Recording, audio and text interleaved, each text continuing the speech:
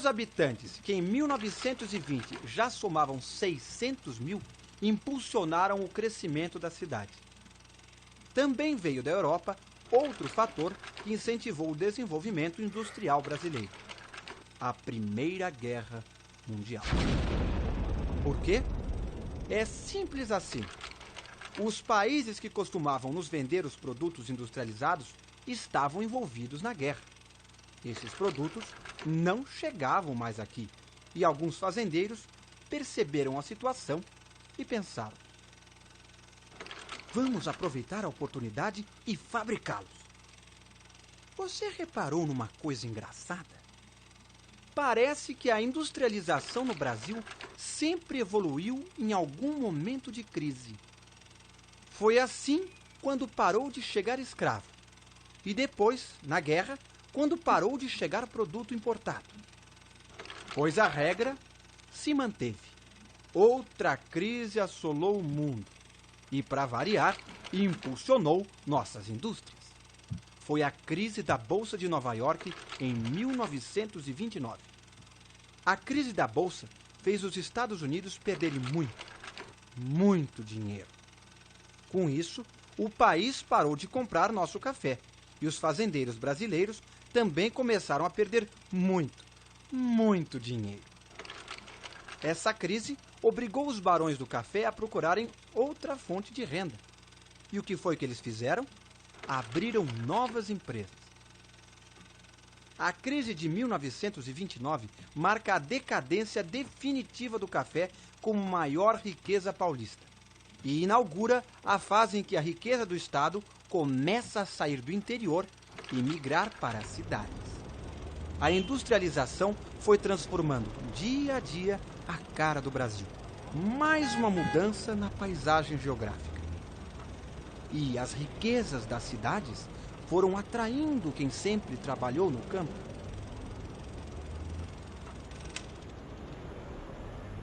Por isso que, graças a esse processo de industrialização, que começou lá em 1850 e ainda não terminou, mais de 80% da população brasileira vive em cidades atualmente.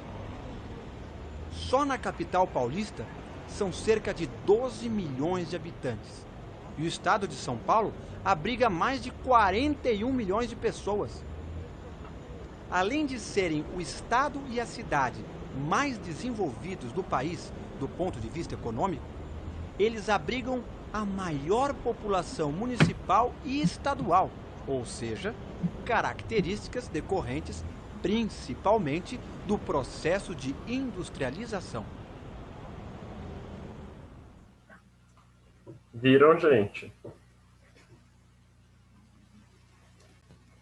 Tá. Por que que a industrialização aconteceu? Pode falar. A industrialização de São Paulo ocorreu só em tempos ruins. Sim, quando o mundo passava por crise, a necessidade de terem ali produtos, né, para comercializar devido à vinda de imigrantes, esses imigrantes recebendo salários, existia o quê? Existia a compra, né? Então o comércio começa a se desenvolver. Como o Brasil ele dependia de importações, né, principalmente vindos da Europa, por quê? Porque eram parceiros ali da colônia, do país que colonizou o Brasil, Portugal. O que aconteceu? Nós, com a guerra, a Primeira Guerra, nós temos o quê? Para de vir esses produtos, né? Por quê? Porque a guerra ela assolou muito lá a Europa. Então, a necessidade desses bens de consumo, principalmente ali bens de consumo não durável, né? São as primeiras indústrias do Brasil, de alimentos, de roupas, né? Calçados, que é primeiro essa fase que nós temos. Então, começa a desenvolver lá em 1880, 1890, quando começa ali as primeiras indústrias na região. Pode falar, Júlia. Tá me ouvindo? Só ia falar, como que eles iam tentar se era proibido aquela, eu esqueci o nome que eles falaram, que mostrou a imagem. que falou que era proibido? A nova menina disse. Não entendi. É que teve uma hora do vídeo que falou que era proibido. Eu não lembro se era industrialização, eu não sei. É uma. Como explicar vídeo? É que cortou, eu não escutei direito. Não entendi a pergunta. Se você voltar no vídeo, você consegue entender. Qual parte que é no início? É do início um pouco mais pra frente, que daí ele fala, lá e não sei o que era proibido.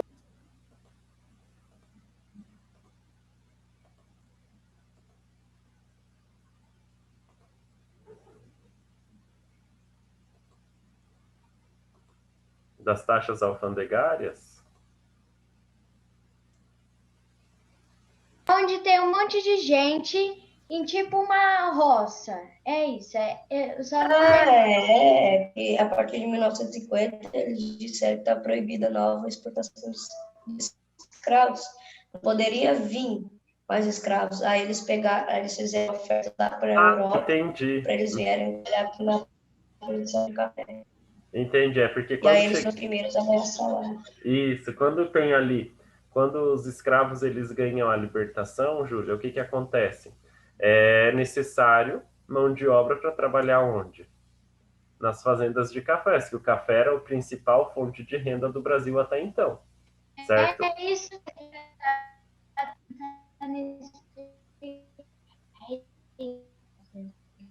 Aí o que acontece?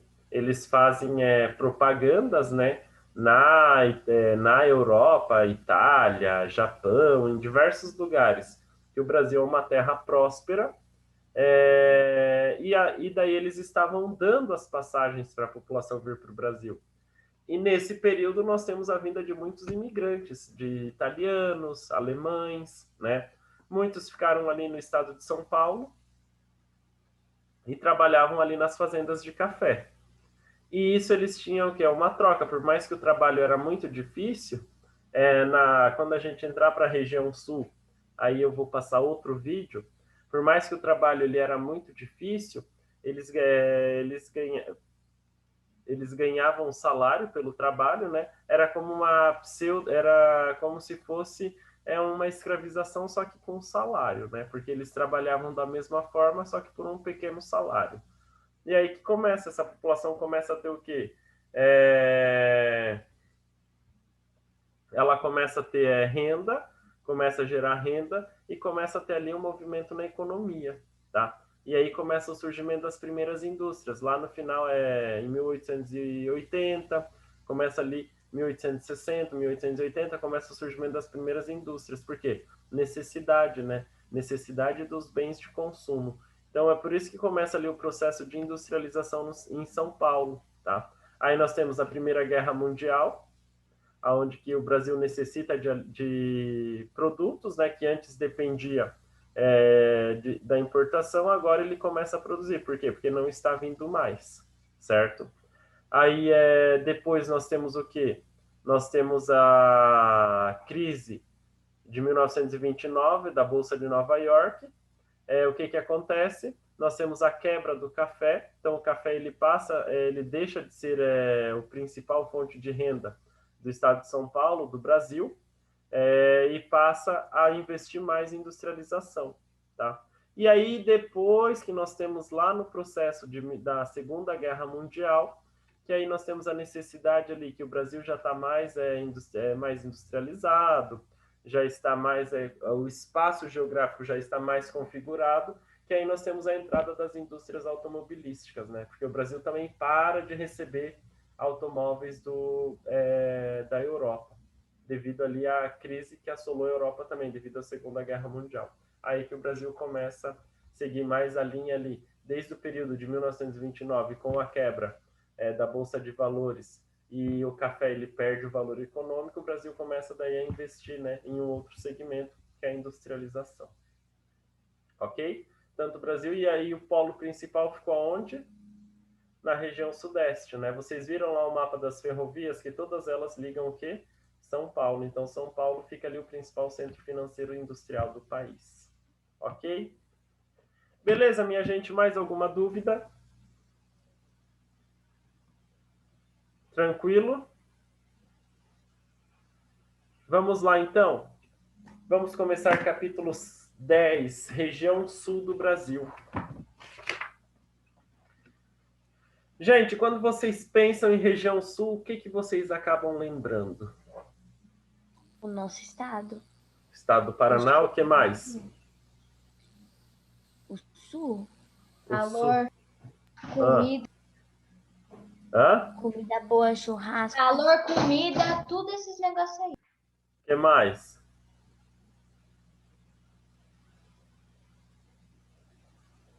O que mais que vocês lembram da região sul? Nada. Friozinho. Isso, friozinho. Quando é inverno, frio. Isso, muito bem. O que mais? Júlia, pode falar, Júlio.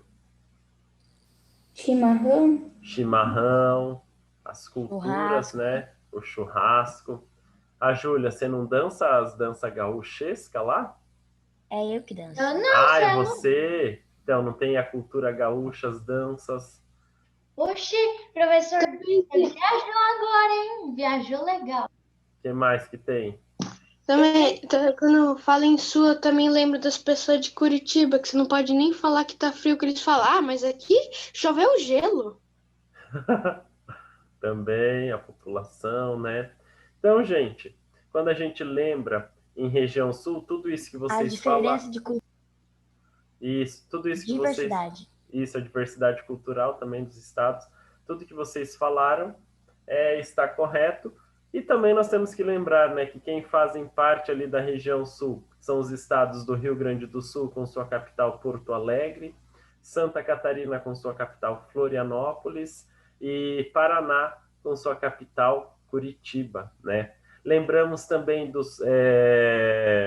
das características naturais, né, que a região sul possui. Temos ali a Serra do Mar, né, pegando toda a parte desde o Paraná até a parte ali do Rio Grande do Sul.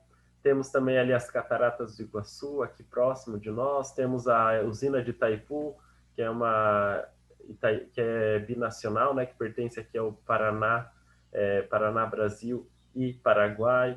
Nós temos também os Pampas Gaúchos, né?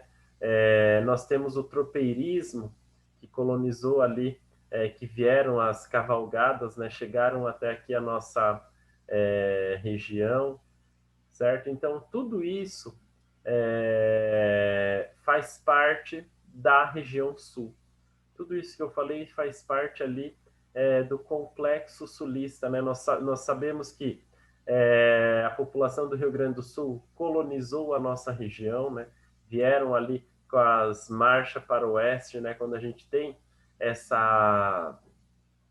Né, quando nós temos ali, e lá em 1930, 1940, quando se tem a política marcha para o oeste, é quando começa a colonização aqui para a nossa região. Por isso que nós temos aqui uma identidade parecida com a identidade gaúcha, né? Nós temos ali muitas características. Nós temos o CTG, que mantém as tradições gaúchas, né? A raiz gaúcha aqui na nossa região. Lá no Parque de Exposição, nós temos como que fala, que tem lá no laço que eles falam? Que pega lá que eles laçam os boi lá no Parque de Exposição. Rodeio crioulo. Isso aí, o rodeio crioulo, muito bem. Temos também, né? Então, tudo isso faz parte ali das tradições gaúchas, né? Que vem aqui para a nossa região. Se vocês observarem bem, é uma parte ali da nossa cultura, tá, pessoal? Que a maior parte da população de Palotina nós temos também nordestinos, mineiros que vieram aqui para a nossa região, e também nós temos ali a questão da população que veio lá do Rio Grande do Sul. Eles vieram para a nossa região, depois eles foram colonizar a região centro-oeste. Tá? Então nós tivemos ali essa colonização, né, que formou aqui a população em geral. Até se a gente vê o nome da nossa cidade, não sei se vocês já estudaram lá no quarto, quinto ano, acho que sim, mas o nome de Palotina, ele tem ali a origem devido ao quê? Devido aos padres palotinos, né, que vieram aqui para a nossa região, que eles vieram junto colonizar aqui a nossa região. Por isso que hoje nós temos o quê? São Vicente Pallotti como padroeiro da cidade, mas não vem ao caso isso agora, é só para complementar a minha fala. Ok? Oi? Pode falar, Júlia. É porque agora que você falou disso aí, eu lembrei que a gente estava no restaurante, daí eu olhei assim lá na praça. Aí eu falei, mãe, pra que é que eu dá assim? Ah, ele é o padroeiro da cidade? Aí eu comecei a falar assim, ah, e ele cuida da cidade? Aí ela não soube mais explicar nada. Como eu não entendi? Fala de novo. Eu pedi pra ela porque que tinha esse cara aí, eu esqueci o nome agora. Que tem lá na praia. Ah, São Vicente Pallotti. É isso. E daí eu pedi pra ela, eu falei, ela falou assim, ah, ele é o padroeiro da cidade. Daí eu falei, então ele cuida da cidade? Daí ela não soube mais explicar pra mim, porque ela só sabia disso mesmo, que ele era o padroeiro da cidade. Ah, não, é só o padroeiro mesmo. Não, quem cuida é a gente mesmo. A gente, cada um cuida de si. Nem tanto a gente, né, professor? Cada um tem que se cuidar aí. Se a gente não faz nossa parte, santo não faz milagre nenhum também. Então vamos lá. Virando a página, aqui vocês têm uma imagem característica da vegetação também da região sul, que é a mata de araucária, tá? A gente vai estudar sobre isso. Então nós temos aqui a mata de araucária, que é uma característica da imagem, né? Devido ali às elevadas altitudes, mais à região centro-sul do nosso estado, certo? Região sul em números, então nós possuímos 3 estados, né? A nossa região é a menor região do território brasileiro, tá? Ocupa só 7% do território brasileiro, então ela é bem pequena mesmo, tá? Possui elevadas taxas de urbanização e grande parte dos municípios apresenta os melhores indicadores de qualidade de vida do país. Lembrando que Palotina está entre as 10 melhores cidades ali com IDH do município do Paraná, do estado do Paraná, olha eu falando besteira, do estado do Paraná, tá? Então Palotina fica ali em 9º lugar no IDH, tá? Então nosso IDH do nosso município ele é elevado comparado ali com países da Europa, certo? Do ponto de vista econômico, destaca-se pela elevada produção agropecuária e industrial. Gente, as agropecuárias ou agroindústrias, né, elas se destacam aqui no cenário da região sul do país. Aqui na nossa região, a região oeste do Paraná, as agroindústrias elas têm um destaque muito grande. Lembrando que o Paraná é o estado que mais gera alimentos para o mundo, tá? Do Brasil. Por quê? Porque ele exporta para todas as regiões, certo? Pode falar, Brenda. Você levantou a mão? Não? Então tá. A região sul do país, nós temos ali as indústrias que ficam mais voltadas para as áreas ali, regiões metropolitanas, né? Temos o polo industrial lá em Curitiba, tem alguns polos industriais em Toledo, em Maringá, Londrina, na nossa região, Santa Catarina, Florianópolis, mais ali na região de Itajaí, Navegantes, né, onde que a gente tem, e Porto Alegre. Também tem muito polo industrial. Lembrando, pessoal, nossa região faz fronteira com Uruguai, Argentina, Paraguai, Mato Grosso do Sul e São Paulo, tá? E o Oceano Atlântico. As fronteiras ali da nossa região. Pode falar, Júlia. Professor, você acha que se tivesse algo mais diferenciado na nossa cidade, teria mais turistas? Ah, teria que ter, né? Se tivesse ali, podia ter um hotel fazenda aqui na nossa cidade. Já pensou que delícia? Até pra gente... Nossa, pior, porque tem um monte de fazenda aqui. Exatamente, né? Eu nem ia querer ficar na minha casa mais. Vamos se juntar e construir um hotel fazenda? O que vocês acham? Vamos. com piscina. Fazer uma vaquinha. Vaquinha online. Tá? Então, gente, nós temos que destacar esses indicadores, né? A organização da região sul faz com que ela tenha ali um desenvolvimento elevado, tá? A forma com que ela é organizada, certo? A formação da sua identidade cultural está diretamente ligada ao seu processo de povoamento, com a entrada de imigrantes europeus, principalmente no século XIX. Gente, por que a população europeia, muitos deles migraram aqui para a região sul? Alguém sabe me dizer? Porque lá é frio e no sul tem um clima parecido com o frio de lá. Muito bem, certinho, Caio. Parabéns. Porque o nosso clima tem as características parecidas com o clima da Europa. Então a população se sentiu melhor aqui na região sul. Por isso que nós temos tantos alemães, italianos, aqui na nossa região, ucranianos, poloneses, né? Existem aqui na região sul do Brasil. Eu acho que uns 70% daqui, da nossa região, é português, italiano e alemão. Mais ou menos isso. Tá? Claro, hoje já mudou bastante, né, essa questão da população, né? Mas antes era a maior parte.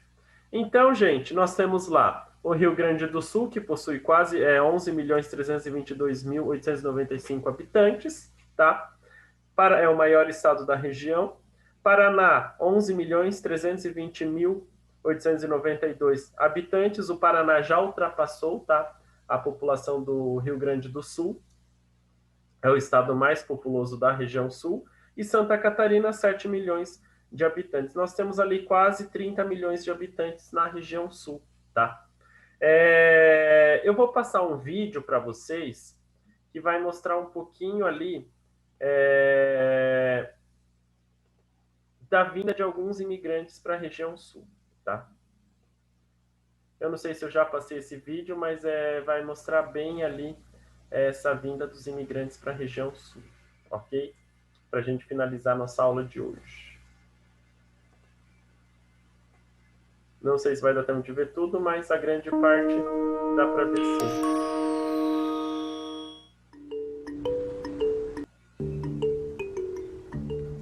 Os portugueses chegaram ao Brasil em 1500. E desde 1530 deram início a um processo que chamamos de colonização. Junto com os indígenas que já estavam por aqui e os africanos, trazidos como escravos a partir do século XVI, contribuíram para a formação étnica da sociedade brasileira. Mas desde o século XIX, novos grupos de diferentes regiões do mundo têm vindo para o nosso país, os chamados imigrantes. Muitos deles têm colaborado para compor a nossa população.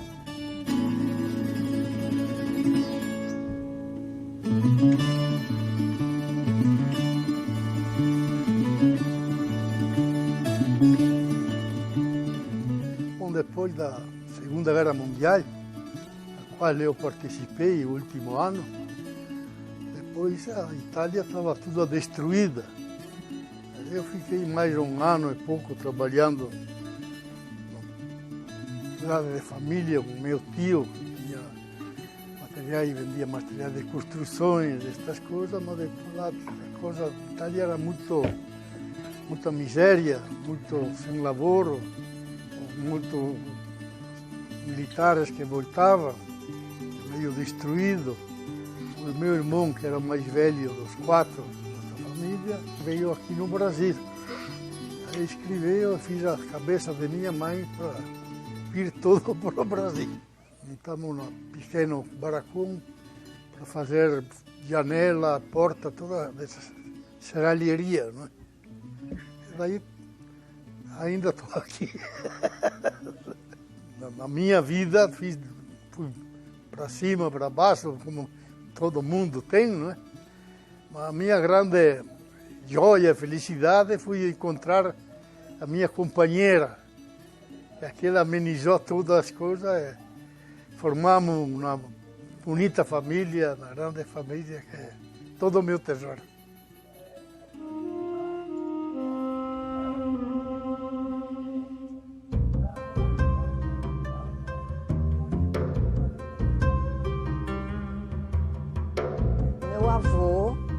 cultivava bicho da seda.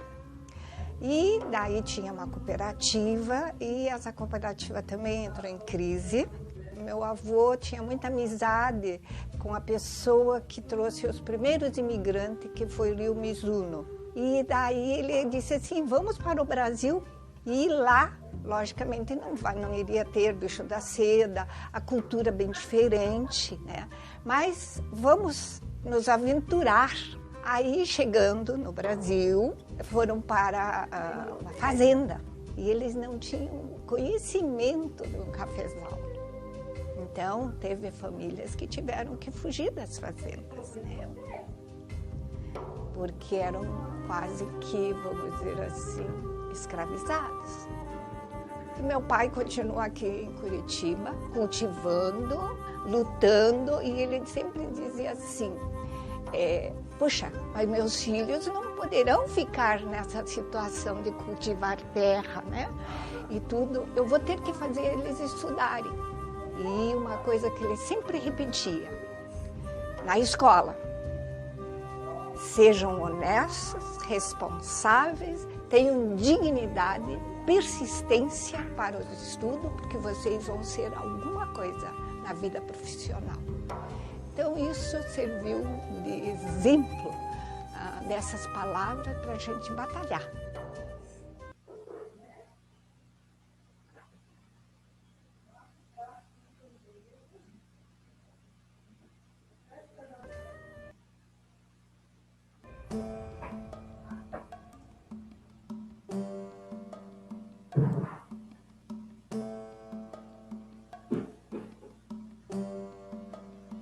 Meus pais vieram do Líbano e vieram aqui para a região do Paraná na década de 1945 e eles vieram primeiro porque as condições no Líbano não eram favoráveis, era o pós-guerra e ainda havia o domínio francês. Naquela época o Líbano continuava como um protetorado francês. Então as situações não eram boas e havia a notícia lá no Oriente de que o Brasil era uma terra de prosperidade e de futuro. Eles se estabeleceram aqui como comerciantes, tiveram 6 filhos, meus pais, e isso que eu estou falando vale praticamente para todos os imigrantes árabes que vieram aqui no Brasil, se consolidaram, vieram com pouco capital, alguns quase sem nada, e vieram com a intenção primordial de trabalhar no comércio.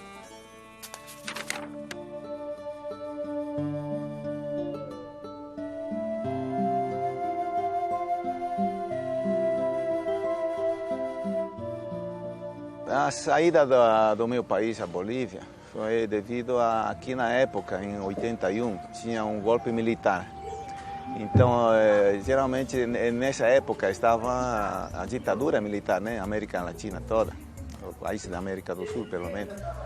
E então as universidades fecharam. Não tinha universidade, muito desemprego, não tinha muita perspectiva de vida lá, de poder estudar lá.